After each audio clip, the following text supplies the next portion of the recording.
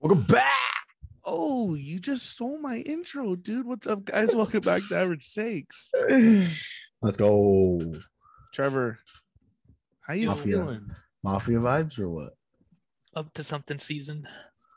Up to something season, huh? You're feeling good over there. Something's going on. Hearing great news about Fernando Tatis, FYI. Good.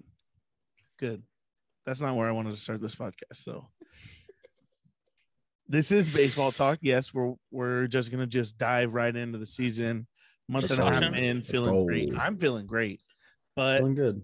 There's one team I want to start this podcast off, and they're an absolute wagon right now. Wagon. The Red Sox? Oh, that's a shot to Bob's heart. The New York Yankees. The complete opposite. Yankees. The New York Yankees. Who's number one last power rankings? Oh shit! You guys said, really? Are you serious? The Yankees feeling great. Come on. Week later. Love it. All Yankees have gone 8-2. They're the only team that has a single digit in the loss column, boys, as of Monday night. Studs. They're absolutely on fire. 26-9 and 8-2 the last 10. I don't understand it. I would like to say that I saw this coming because I drafted Aaron Judge in fantasy. So, I mean, Aaron Judge and Giancarlo Stanton are having phenomenal start to this season. I'm loving every bit of it. Yep. I mean, the New York Yankees are the best team in the league, and it also helps that they have hit the most homers in the league as well. So, I know Bronx Bombers are back right now, boys. Back. Except Joey Gallo. They got 3 players in the double digits of home runs right now. Giancarlo, Aaron Judge, and Rizzo, 10, 12, 10. I mean, when you have home run hitters like that, I expect you to win games. They're absolutely crushing the ball. And oh, go ahead, Trevor. No, it's like, well, we're Padres fans, and it's low-key the complete opposite of how, like, the Padres do. Like, we have 2 guys who lead the league in average. Mm-hmm. Yankees have not one person even probably in the top 10 in average on their team, but look, they're leading the league in homers. They got 3 guys with double digits. Aaron Judge is batting 296. 296, yeah. Let's not get too hasty over here. It's probably not top 10 at this point in the year. It's probably not top 10. Right now, he's number 3 in on base plus slugging.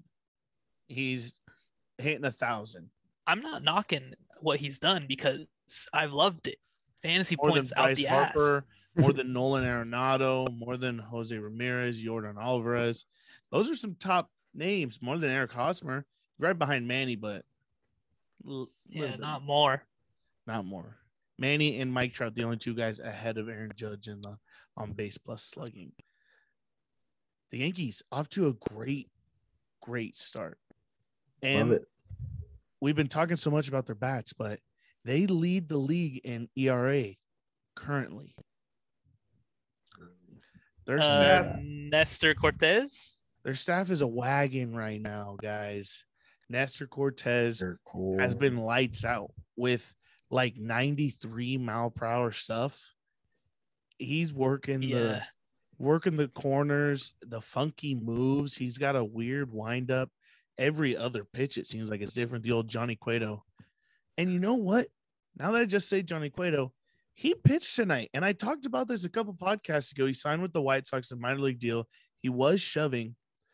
Johnny Cueto, in his return to the major leagues and his first start for the White Sox, he goes 6 innings, 2 hits, 0 runs, 7 Ks, 2 walks, only 81 pitches, but guy went out and shoved in 55 strikes. And this is exactly what the White Sox needed in this moment because their pitching has been bad. They had Vince Velasquez, who Padres fans know from a brief stint last year, not a very good major league pitcher. And he was just railed the other night. So it wasn't. I know White Sox fans are very, very happy and excited to see because maybe they could get a good couple starts from Cueto and then get my boy Lance Lynn back in this roto and start feeling themselves, because their rotation is definitely not the same. They're sitting 17th in the league with and their ERA currently. And I know that has to do with Lance Lynn not starting every fifth day. Yeah, they look bad without pitching, to be honest. Yeah, they've been bad. So this is exactly what this team wants. I know. I mean, they're sitting exactly at 500 at this exact moment, but that's 17 and 17. That's nowhere near where we thought they would be. Minnesota looking pretty good. Yeah. Speaking of the Twins, I was looking. Milo Pagan has like a 1.5 ERA right now. Guy is he's their closer and he is shoving. I was like, what? How is that possible? He was lined up to be our closer before we traded him, wasn't he? I thought he like was, but I thought that trade was very like lopsided. Honestly, like Pagan has been pretty bad the last 2 years for us, and Paddock is like. He's young, so they see a lot of potential. Paddock was shoving for a minute, but I just got news that he's been hit with the 60-day IL, and he's looking at elbow surgeries, man. That's an option on the table for him after only like 5 starts with the Twins. So that's a disappointment, man. I'm a Paddock fan. I know he was roasting us about the uniforms and didn't like his time. His time didn't bear well the length of his stay in San Diego, you know. He had an awesome rookie year, but I think the demotion in the middle of that year just ruined it for him. Like his entire day, like not even day, his entire project career. It was never the same after that moment. He was really never the same. Yeah, I don't know. He just peaked at the wrong time. If he was peaking now, I don't see him getting traded. He peaked at the wrong time. This team was ready to win 2-3 years after he peaks in his performance. So, but the Twins surprise of the year, they went out and got Carlos Correa, and he hasn't really been like that good. I know he's been hurt, but yeah, he's on the IL right now with a finger injury. They said originally he didn't need to hit the IL, but now they actually put him on the IL, so he'll be out for 10 days, but only 10 days. He'll be back. They're the best team in that division. I don't know how long that's going to stand, but their pitching's been pretty well. Like they have some good guys over there. Joe Ryan. I know Archer's been decent. Byron Buxton's been cranking the ball lately. Got 11 home runs. So glad. Batting at 259, 1.036 OPS. Yeah, I'm glad he on my fantasy team too. Yeah, stud. Love it. Need him to stay healthy. That's it. He's been on the IL twice already this year. Yeah, and they've been for just like quick stints. A week. But I think that is them using that short IL for a purpose. You know, he's easily injured. Injury prone. You know, you could say, hey, there's many more things you could call him, but he's electric when he's in that lineup every night. And so I think they use that DL point for every time he has something going on. You know, give him a little short time on the bench. It's just 10 days. Joe Ryan is legit. Yeah, he's legit been shoving. He is legit, and I'll say it again on my fantasy team. Oh, Shanae's just loving it over here. I'll talk about my fantasy team a little bit. Justin Verlander and this Houston Astro team is on a mission. They're 9-1 in their last 10. They tied up with the Angels. Oh, they got a half a game lead on the Angels right now. But Justin Verlander, I brought his name up because he's 5-1 with a 1.38 ERA. And want to know what's absolutely even more wild, Trevor? Is that his whip is leading the league with a 0.68.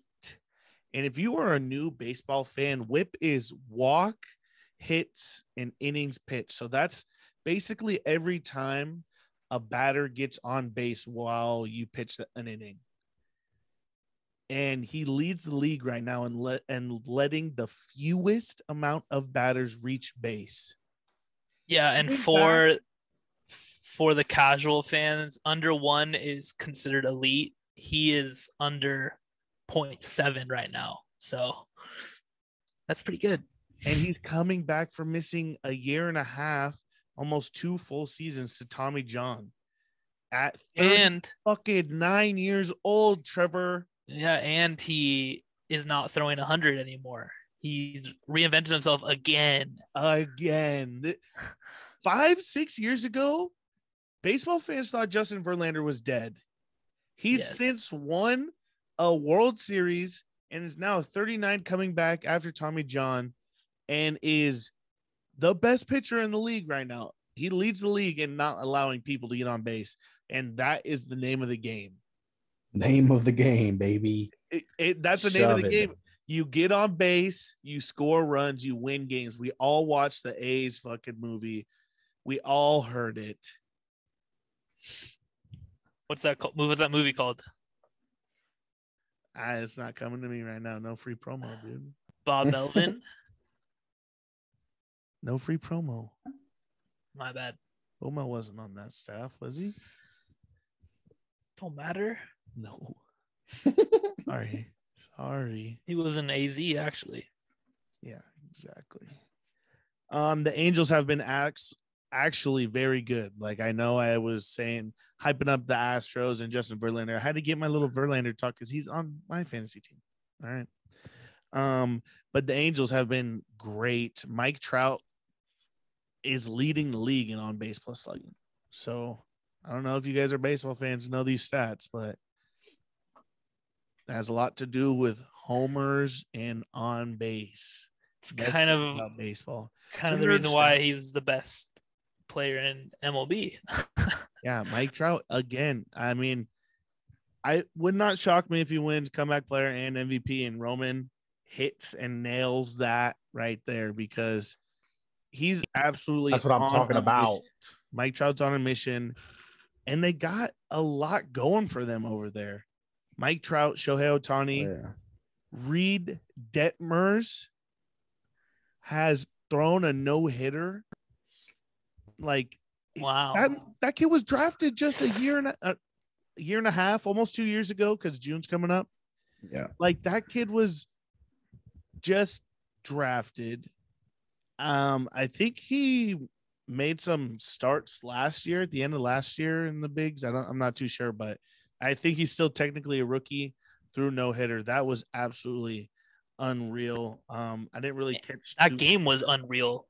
That game was unreal. Anthony Rendon hit a bomb left-handed. Yeah, his first Mike Trout lefty hit a bomb off Brett Phillips. Yeah, Mike Trout and Ohtani went back-to-back. The Angels have a lot more to play for than just the money right now. Mike Trout wants to make playoffs. He wants to make playoffs bad. He'll put the team on his shoulders. They just happen to coincidentally have the guaranteed. You could probably put him top 5. I would put him top 5 in the game right now. Shohei Ohtani, pitcher and hitter, top 5 probably. You can argue that easily. And then you add Noah Syndergaard, who has surprisingly been pretty decent for them. Was bad tonight. We don't care. One game. I know. He's been good. Michael Lorenzen has decently shoved for them. Put up good numbers. It's weird. I mean, this is like the first time I could remember Mike Trout having a good staff. I mean, we're only a month and a half in, but the Angels are playing good ball. Mike Trout's awesome. Sky's the limit. Yeah, Roman. Bless you. Nice pick. Thank you. You want to know how my NL MVP is doing? Let's hear it. The best player on the worst team in baseball. Yeah, it's good to have a good team behind you, and that pick is looking nice because of his team behind him. But he is a stud himself. The Nationals suck. Nationals do suck. Sitting at the bottom of their division, 12-15. Can I change my MVP pick now? Not Is that okay with you guys? Absolutely not possible. All right, then I'm changing it to Manny Machado. I said no. I said no. Manny Machado, NL MVP. You fucking heard it here first. The man is absolutely lights out on fire. He just looks so calm, cool, and collected in the box every time he steps up to the plate. It doesn't look got like intentionally walked the other day, and I loved every single in his only plate appearance of the game. The only plate appearance of the game, and they were just like, he didn't even put his foot in the batter's box. They just told him, "Hey, buddy, jog to first, buddy." And I hate that. I hate him. It. I hate it so much, bro. I just hate seeing him out of the lineup. Dead ass. I know that only happens about 5-6 games a year, but I hate it. I want to play every single fucking day. When not Crony, Kim almost missed that tag, I was pissed, bro. I was like, get him out of third base. Get him off the hot corner. Bro, Nabil looked nice right there. With my God. The bunt.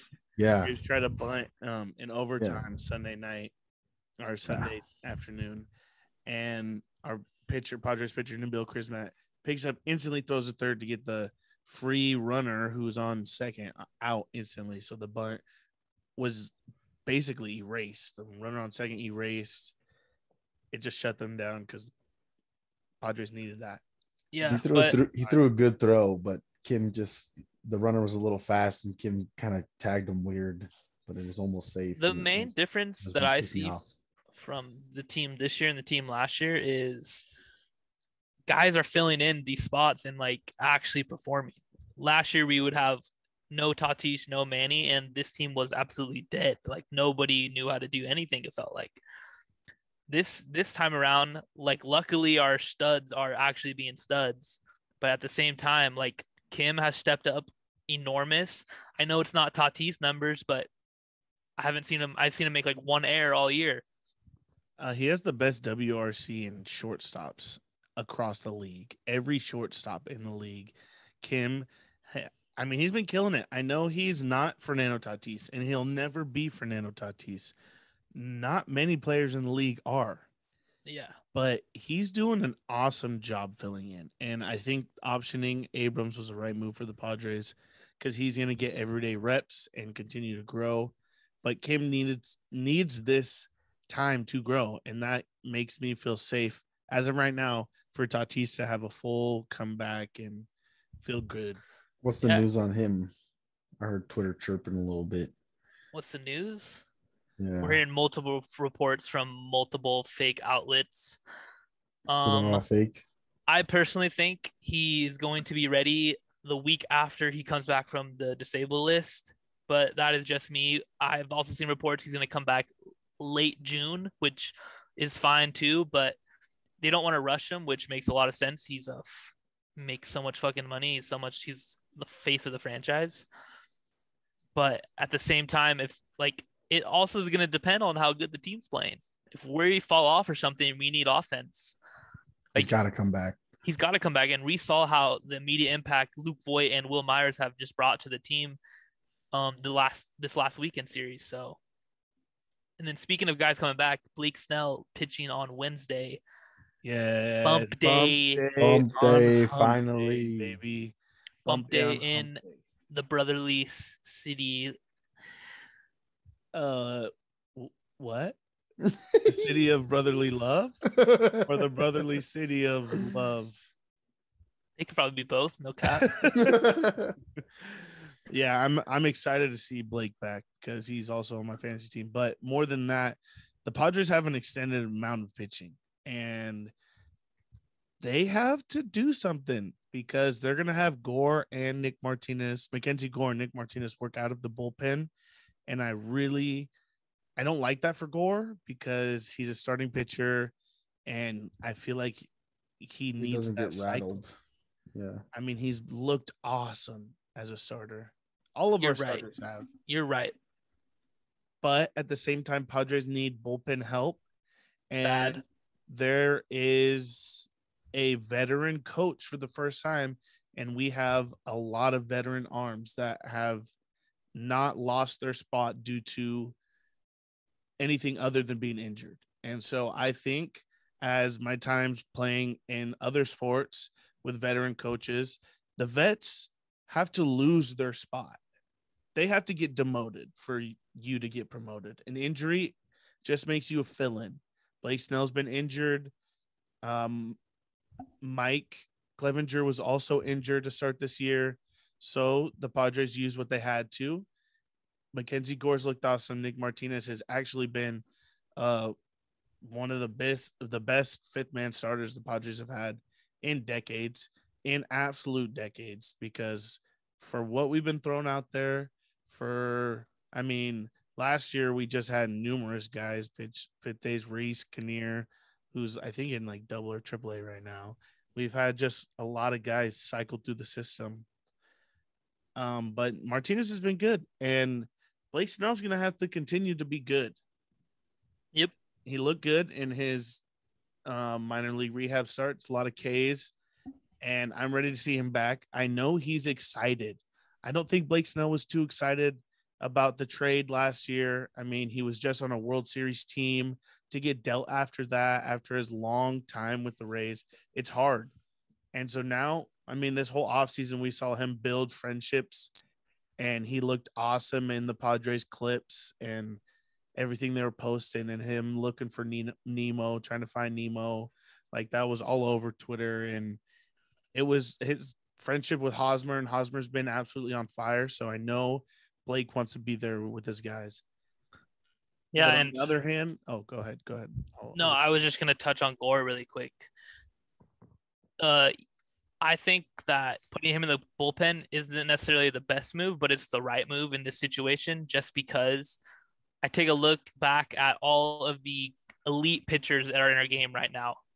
About half of them, their first moment is out of the pen. Like, they start in the pen and then they go to the starter. So if Gore is going to be on that pace, which I hope he is, because he was at one point the number 3 ranked prospect in baseball. So if he can continue that trend, like, I'm okay with putting him in the pen, because you have to think, as a pitcher, your mindset should be, I'm going to shove no matter where. Anytime I'm on that mound, I have to shove. Like, it shouldn't change whether you're starting or relieving. I know that whole thing is a different like set of like what to think, but at the same time, your mind just has to be, I'm going to shove here no matter what. If I get an inning, I'm going to shove for an inning. That's how 100% correct. That's how Bob. That's what I'm thinking when you say guys have to earn their spot. Yeah, you got to be able to do both. A lot of these guys who are elite and have earned their roles, they have done both. Okay, I have a question for you in a little bit of a scenario. Mackenzie Gore has been awesome as a starter. He has like a 2-something ERA, has only one kind of bad outing, and it was still only like 3 runs. So he's been awesome to start his major league career. Don't get me wrong. Padres are considering moving to the pen, or for this week, he'll be out of the pen because Snell is interrupting the cycle with his first start. What happens? Because the Padres had to choose. Do you send him to AAA to get more innings, to continue to be a starter, have every 5th day, get in that rotation, or we pitch him out of the bullpen, which we need a lefty out of the pen. Tim Hill's hurt, and I mean, Rogers is the only lefty right now. Yeah. So it makes sense for the Padres major league wise, but Mackenzie's career wise, let's say his first outing in the pen, he gets shelled. Then they demote him to AAA to continue as a starter. And that's just going to fuck with his head after we just dealt with a whole season of his head being fucked with. Yeah. So that's what I'm thinking about. Like, for his career wise, he's already shoved in the major leagues, and he's thinking that, because I know as a 23-year-old or however, he's young, because if that was me, and not trying to be cocky, but I would feel cocky. I would feel great right now. Oh, yeah. But having my starting day. But at the same time, you got to know your role, and if they send you to be a reliever, you got to not really necessarily change it. Keep the same mindset as in, I'm going to shove every time I'm on the mound, but just know that you have a couple complete shutout innings and your day's done. Yeah, you have to be more of a team guy there. In that situation, you have to be more of a team guy. I see what you're saying, Bob, and honestly, if I was him, I don't want to go to AAA again, just because the experience and the things that I can learn from sitting in a big league clubhouse is way more than going to dominate at AAA, in my opinion. I think that will stick with him longer in his career than it would him getting demoted and just shoving against AAA dudes. If I was in the major leagues, I would want to stay as far as away from AAA as possible.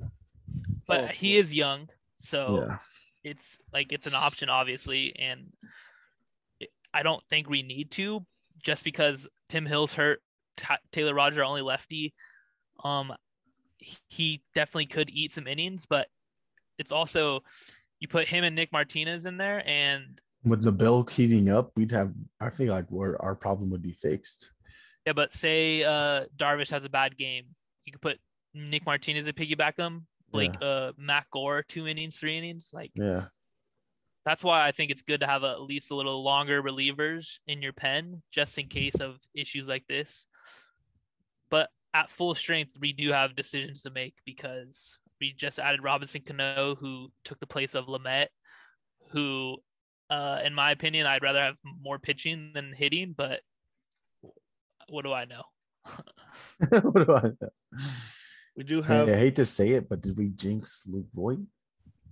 Ever since that game, I mean, he's nowhere to be found. He's over here breaking bats in the dugout. I love the exit velo he's getting. No, the other day, though, against the Braves, he swung at a pitch out his fucking head, and he swung up. He literally chopped up at the ball, and I was like, God damn, you can never hit it like that. What is he doing? Well, it sucks the way they change the swing and shit. They want launch angle, and he's obviously been he's a major launch angle dude. But the pitch up, you don't need to elevate the pitch that's already elevated. That's what he was trying to do. And that's why pitchers just pound you up. All these pitchers are up, north and south. That's all they're doing. Because if you get under it, it's just a pop-up. It's just a pop-up. You can't elevate the elevated fastball. You're going to pop it up. Mm-hmm. I know that because I do that every time I elevate the elevated fastball, pop up. That's why I'm fucking doing the podcast. That's why I'm fucking doing the podcast and not playing in the MLB. I honestly think it's a little bit of his leg kick, man. That leg kick, it seems like it's messing his whole timing up. It's long, it's large. Has one of the weirdest batting stances in the game. I just think the leg kick is just. His hands are high in the sky. He's coming all the way up here. He just needs to watch Manny more. Trying to swing at high pitches and shit.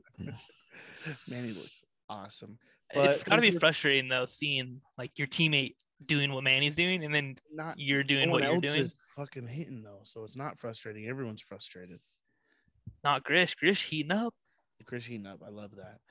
We're talking about the Padres currently, but 15 of the Padres' next 21 games are versus playoff contending teams. They sprinkle in the Pirates in there a little bit. And then let me add, they play 40 games in 42 days. So this whole 6-man rotation I think is going to start right back up here soon. I don't think they're going to – I think Nick Martinez is the guy to piggyback. I think you throw Gore in 6 days and just give everyone an extra day off for the next 40 days because it's going to be a long – They have a doubleheader in there somewhere too, right? Yes. Yeah. And if we can get 25 wins out of this 40-game stretch, I will be happy. It's good baseball right there. Especially against those teams you were saying, playoff teams. If we can get 25 wins, I will be happy. We will be in a great spot. Fernando Tatis comes back after that. Did you just say 25 wins? I mentioned 21 games. Oh, 25 in the 40? Yeah. Yeah. Oh. You mentioned 15 game stretch. Yeah. Yeah. That would be awesome. 25 in the next 40. And then we're sitting right around Tatis time. Yeah. And that's got to be our goal. I like where our goals sit currently from 2 podcasts ago. I really, really like where they sit currently. Obviously, Roman with the cop-out answer of all cop-out answers. But is it happening, though? Are we playing good baseball? Yeah. Yeah. Love it. Yes. Love it. Good baseball and defense and pitching. And we're winning games. Take an upgrade. Winning games. We were the first to not commit an error. That's good baseball. For a while, too. It was good baseball. But the Padres are sitting what, 9 games over 500? Yeah. Currently 9 games over 500. We need to win one more. Then I will sound like an absolute genius. I said a series within first. And we were in first until the Phillies fucked us over yesterday. Yeah, Dodgers came back and won that game. And the Dodgers haven't been playing their best baseball. Trust me. No. They're playing 5-5 their last 10. Good. Yeah, good, but I'm a little nervous when they kick it back on. Let them get a taste of what it feels like to be a Padre fan. Because, I mean, Freddie's their best bat right now. He's in 304.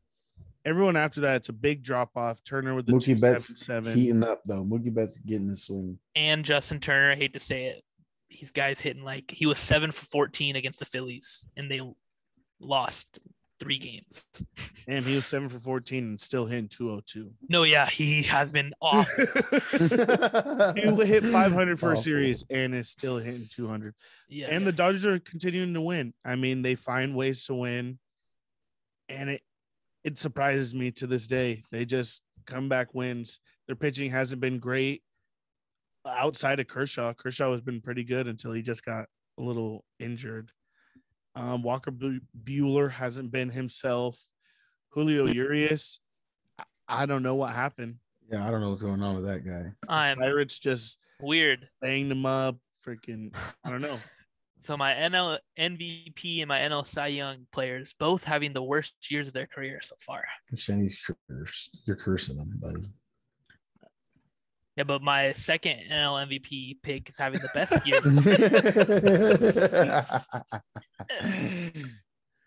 I mean, where are the Dodgers without Freddie Freeman is what I'm trying to get to at this point in this podcast, because we're just right around the nearest endest.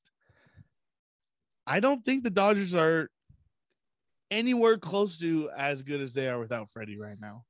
Oh, Freddie leads in average on base, slugging, on base plus slugging, doubles. Basically everything. How's Trevor Bauer doing? Locked up. Won't let me out. Locked up. He actually has a trial here coming out. Coming soon. Mixtape trial. Mixtape trial. I don't know. I don't know what to say about Trevor Bauer. I don't want to get into it until we hear more. Still suspended. Why? Nothing I don't know anything. There's no freaking. I just told you what I know. He has a trial coming up. That's it. All right. We'll know more soon. Thank you, Bob. I think he's played his last day as a Dodger, though. Played his last game ever. Can't go play for the Raiders. Whoa there. No. I'm feeling good, though. A month and a half in, boys. There's a lot of bad teams in this league. A lot of teams we thought were going to be that are not good. Not panning out. The Red Sox. I'll go. That was you. I thought the Red Sox were going to be very good. They have a stacked lineup. They're 13-21. They're 12 and a half behind. Hey, it's hard to predict good years when guys already have good years. But at the same time, you can't think they're going to do worse. Very true. I thought Adam Story was going to be awesome, but then they lost the Orioles quick. The Orioles are legit. 4th place. Game better. Toronto's a little bit surprising to me. They're not as good as we thought they were, but I think this team will last. I think that's going to be a team that is going to bite and claw through September like they almost did last year. Yeah. Fucking for real. I was looking at teams that have over 20 wins, run differential. The Padres have the second fewest runs. The run differential is the second fewest of teams that have 20 wins. All that means is our pitching has been outstanding. That's really all the run differential. If you're low run differential and good record, your pitching has been phenomenal. You got the Dodgers at plus 70, and they're literally the same record as us. They've scored 64 more runs than us in their wins than we have. That's like a fucking month of baseball. Literally. Hey, man, Padres haven't played their best ball. Pitching has been carrying. Yeah, the lowest run is the Twins at plus 12. But they're in the worst division of baseball, so don't know what to say. Sense. Yeah, don't know what to say about that. Tough stretch of games coming up, boys. Let's just make sure Padres survive, pray, fight, claw. Bo Mel Clear comes eyes. back. Oh, we didn't even really talk about Bo Mel a little bit before this Full podcast heart. ends. Bo Can't Mel lose. had colon surgery. They tested it. He was cancer free, but he's gonna miss a week. Basically, won't be back till our next homestand versus the Giants, I believe. Next weekend. This weekend. Jeez Louise. So we have a short 3. Oh no, so we're away versus San Fran, but he'll be there for that. That we play San Fran. Oh, that's gonna be a good series. Yeah, we have to win that. Tough series coming up, man. Phillies for 3, San Fran for 3, Milwaukee for 3. That's 3 straight. That sounds like 9 wins. Toughies. 9 wins. If the Padres go 6-3 in that span, I will be very happy. Ecstatic. And we'll probably be not disappointed in 5-4 in that span. I'm not disappointed because those are tough games. But I have to go over 500 during that span because that shows us that we are a good team. Yeah, we just can't. We really can't get within. I like being at least 5 games above 500 comfortably wise. If we get close to 3, I get scared. I get sketched because we get swept and we're 500 again. But we're 9 games above, going into a Phillies team who's been struggling. We got Clev tomorrow, and Philly hasn't announced their starter for tomorrow. Then we have Snell versus Wheeler, and then Darvish versus Gibson. We need to press on the gas and step on their throats. I think we'll see Clev, and I think we'll see Martinez tomorrow after Clev. I think that's the smartest option they have. We'll see. We'll see. Martinez has been blessed by getting great pitches and great timings. Yes. The baseball gods have blessed him. He's missing barrels. That's all that matters. You're right. He is missing barrels. Yeah. The right time. As a reliever, that is just not a good mix, in my opinion. But we'll see. We'll see. And the Phillies, I hate to say it, but they absolutely destroyed the Dodgers this weekend. Yeah, they put on a hitting clinic. Bryce Harper was raking. Kyle Schwarber. Reese Hoskins finally doing something. Reese Hoskins, yes. Bryce Harper on my fantasy team is up there with one of the top bats in the game right now. Swinging with the UCL tear and tanks. Don't matter. Don't fucking matter. I wonder how long he could go with the torn UCL. Whole year, buddy. Off-season surgery. Yes. Surgery after. I'm telling you, it really doesn't hurt unless you throw. You go to throw. Swinging does not really affect it that much. I mean, hey, he just won NL Player of the Week. So I've never had a UCL tear, so I really don't know. But and that as well. Bryce Harper's on a tear. Phillies are heating up. Literally on a tear. On a tear. I think that's the name of this podcast. Bryce Harper's on a tear. Love it. In his UCL. All right, guys. That is all for Average Stakes. Nothing wrong with being average. Make sure you like, comment, subscribe. Love it. Any parting words before I call it a day? Steelers 17-0.